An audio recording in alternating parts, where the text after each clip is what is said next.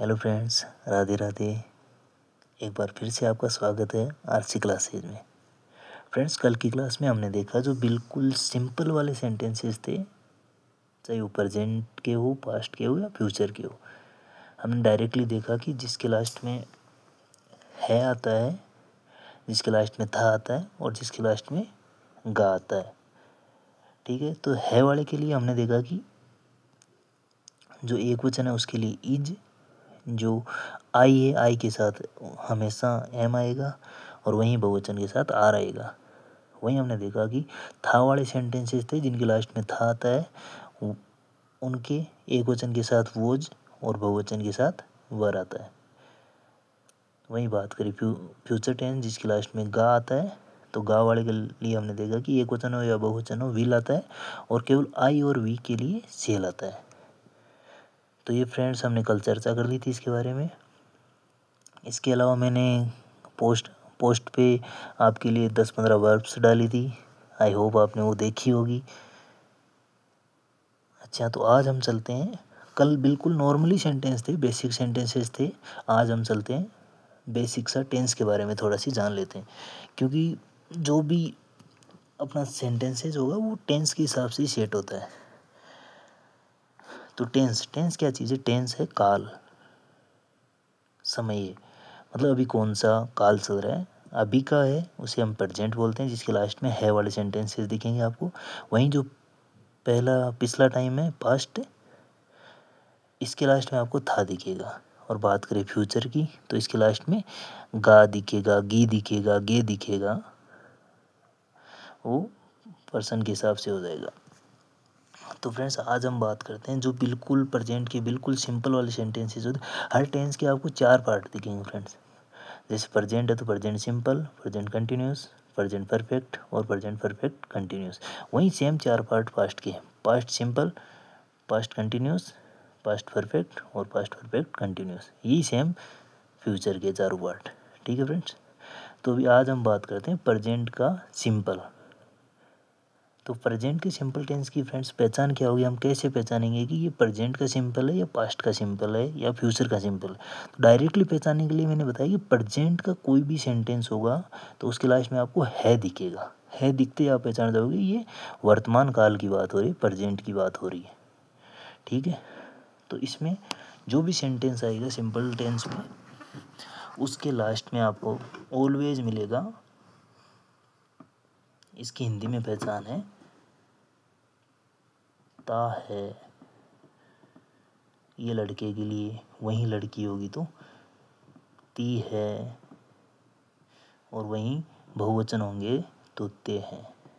ये ता ते ती क्या है ये? तो ये लास्ट के वर्ड्स है फ्रेंड्स। जैसे राम खाना खाता है, ता है आ गया। सीता खेलती है, खेलती है, ती है आ गया। और वे पढ़ाई करते हैं तो ते हैं आ गया। तो ये लास्ट वर्ड्स है। तो अभी कल हमने डायरेक्टली देख लिया था जिनमें वर्ब नहीं थी, कोई काम नहीं हो रहा था। जैसे हमने सेंटेंस देखे, आई एम ए किंग, मैं एक राजा हूँ, कोई काम नहीं हो रहा, बस एक इंट्रोडक्शन हो रहा है कि मैं एक राजा हूँ। वहीं टेंस के जो भी सेंटेंस होंगे उनमें सब्जेक्ट, वर्ब, ऑब्जेक्ट आपको मोस्टली दिखाई देगा। तो सब्जेक्ट, ऑब्जेक्ट और वर्ब से आप क्या समझते हो? सब्जेक्ट जो काम करता है, जो काम करने वाला होता है उसको सब्जेक्ट बोलते हैं। वहीं वर्ब जो काम हो रहा है, क्रिया, जो क्रिया हो रही है उसको वर्ब बोलते हैं। और ऑब्जेक्ट क्या काम हो रहा है उसको ऑब्जेक्ट बोलते हैं। ठीक है,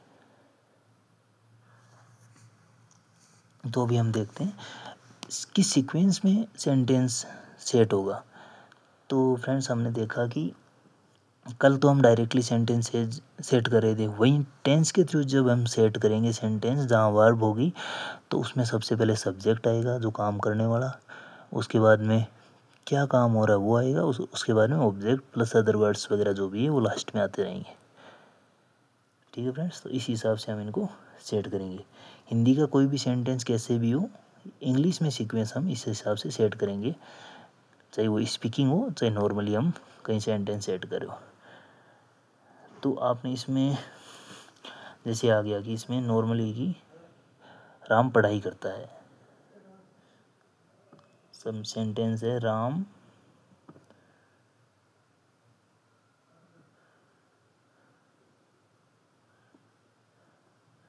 पढ़ाई करता है। तो अभी हम इसको कैसे पहचानें फ्रेंड, लास्ट में आ रहा था है, इसका मतलब प्रेजेंट सिंपल का सेंटेंस है। तो अभी इसको हम कैसे सेट करेंगे, टेंस का कोई भी सेंटेंस हो उसको इसी सीक्वेंस में सेट करेंगे। बाकी उसकी हेल्पिंग वर्ब मतलब उसमें क्या लगेगा, इजेमार लगेगा, एस या एस लगेगा, वोज वर्ड लगेगा, वो टेंस के हिसाब से होता रहेगा। मतलब प्रेजेंट है, पास्ट है, या सिंपल है, कंटिन्यूस है, जो भी है। बाकी नॉर्मली सेंटेंस हम इसी सीक्वेंस में सेट करेंगे। कोई भी हो, जैसे हम प्रेजेंट का सिंपल लिखेंगे तो इसमें भी सब्जेक्ट और वर्ब के साथ ऐसे ही एस लग रहा है, बाकी object, subject verb object same sequence है। तो अभी हम इसमें पहले सब्जेक्ट क्या है, काम करने वाला कौन है, राम, तो हम सब्जेक्ट है राम, तो इसमें सेट करेंगे राम। अभी वर्ब, वर्ब क्या है, क्या कर रहा है, पढ़ाई कर रहा है। तो पढ़ाई करना को वैसे तो स्टडी बोल देते हैं, या फिर करना को डू बोलते हैं। राम डू स्टडी, STUDY, ठीक है। अभी फ्रेंड्स क्या है, इसमें वर्ब के साथ एस या एस लगता है। तो ये एस या एस कब लगेगा, जब सब्जेक्ट के हिसाब से एस या एस लगेगा जब सब्जेक्ट एक वचन होगा। तो राम किसी का नाम हो अकेले का, या फिर वो लड़के के बारे में बात हो रही है ही, या लड़की के बारे में बात हो रही है सी, या किसी वस्तु के बारे में बात हो रही है इट। तो इन तीन के साथ, और जो पर्सनली थर्ड पर्सन होते हैं जो नाम वगैरह, उनके साथ एस या एस लगता है जब एक वचन हो। तो राम, इसके डू जो वर्ब है इसके साथ एस या एस लगेगा क्योंकि सब्जेक्ट एक वचन है। तो राम डज स्टडी, ठीक है फ्रेंड्स, ये डायरेक्टली हम इसको सेट कर देंगे। वहीं हम बात करें पास्ट की, तो पास्ट में भी सेम सब्जेक्ट आएगा पहले, फिर वर्ब की सेकंड फॉर्म आएगी, वहीं ऑब्जेक्ट आएगा। तो भी फ्रेंड्स हमें सेकंड फॉर्म का तो पता ही नहीं। तो फ्रेंड्स मैं सेकंड फॉर्म आज आपके जो कल पोस्ट की थी उसी हिसाब से, जो कल मैंने वर्ब डाली थी उनकी आज मैं तीनों फॉर्म लिख दूंगा। वर्ब की 3 फॉर्म होती, 3 क्या, ऐसे तो 5 फॉर्म होती है, पर डायरेक्ट हम नॉर्मली 3 फॉर्म पढ़ेंगे, फर्स्ट फॉर्म, सेकंड फॉर्म और थर्ड फॉर्म, क्योंकि टेंस में सेंटेंस बनाने में लगभग वही यूज होती है, और मेनली 3 ही फॉर्म होती है। तो हम देखेंगे कि वर्ब की सेकंड फॉर्म में कोई भी सेंटेंस है, जैसे हम एक सेंटेंस लेते हैं,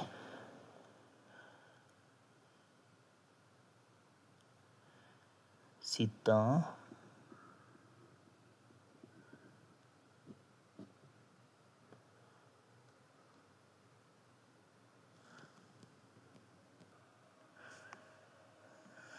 तो सीता स्कूल